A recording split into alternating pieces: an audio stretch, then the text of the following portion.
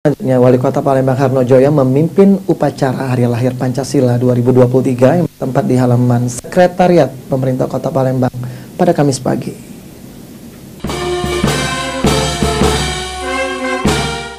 Bertempat di halaman Sekretariat Pemerintah Kota Palembang, Wali Kota Palembang Harnojoyo memimpin upacara Hari Lahir Pancasila 2023 pada Kamis pagi.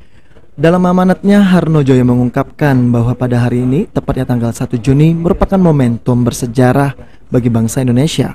Karena pada tanggal ini, di setiap tahunnya selalu memperingati Hari Lahir Pancasila.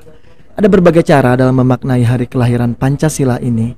Harno juga mengingatkan, khususnya warga Kota Palembang untuk selalu menjaga perdamaian, persatuan, persaudaraan, saling menghormati, serta saling toleran antar umat beragama dan berbangsa, sehingga bisa membantu kepentingan bangsa demi kemajuan Indonesia.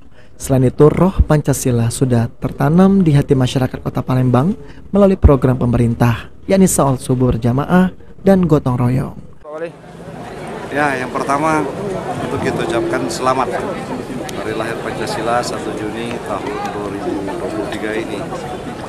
Kemudian yang paling penting bagi kita bukan kegiatan seremonial yang semacam ini, tapi bagaimana kita betul-betul mengamalkan, menghayati Pancasila ini dalam kehidupan sehari-hari sebagai jati diri bangsa.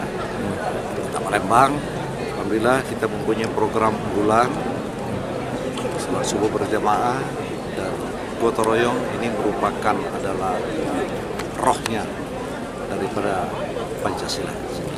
Bisa itu kami mengajak kepada semua pihak, mari kita teruskan semangat gotong royong kita, semangat Salat Subuh.